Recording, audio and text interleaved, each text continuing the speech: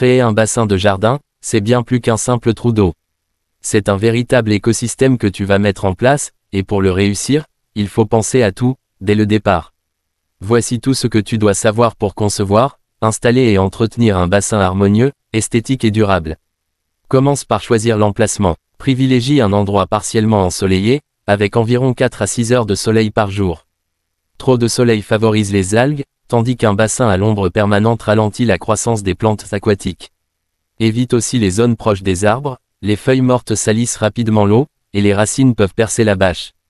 La profondeur du bassin est aussi cruciale. Pour les régions où les hivers sont froids, prévois au moins 80 cm à 1 mètre de profondeur pour que les poissons puissent hiverner sans geler.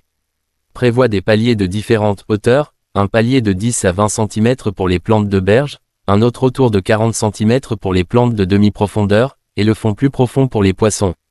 Pour l'étanchéité, la plupart des gens utilisent une bâche EPDM ou PVC.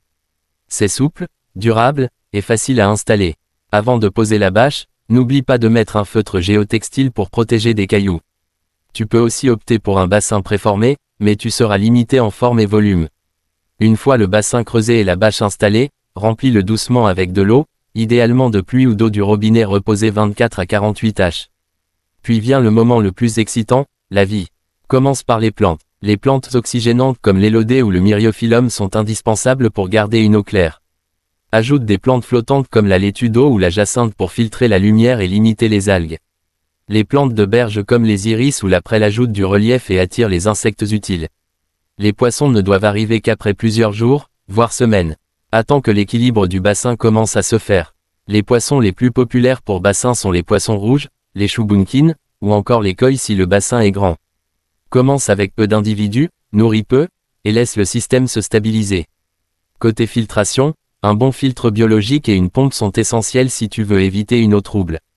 Choisis un filtre adapté au volume total de ton bassin, voire un peu plus grand pour anticiper l'évolution. Un filtre UV est aussi très utile pour éviter l'eau verte due aux algues microscopiques. Et n'oublie pas la pompe, elle doit tourner en continu et être assez puissante pour brasser toute l'eau en 1 à 2 heures. L'entretien est simple, mais régulier. Retire les feuilles mortes, taille les plantes trop envahissantes, et nettoie les mousses du filtre sans produits chimiques, juste à l'eau de bassin. Surveille les algues filamenteuses, surtout en été, un excès indique souvent trop de soleil ou de nutriments. Les changements d'eau partiels tous les 15 jours, même de 10%, aident à maintenir l'équilibre. Enfin, n'ajoute pas trop de poissons. Un bassin trop peuplé devient vite instable. Laisse faire la nature, favorise les grenouilles, libellules, escargots d'eau douce, et même les oiseaux qui viendront boire ou se baigner. Tu verras que ton bassin deviendra un petit havre de biodiversité. N'hésitez pas à vous abonner pour plus de conseils.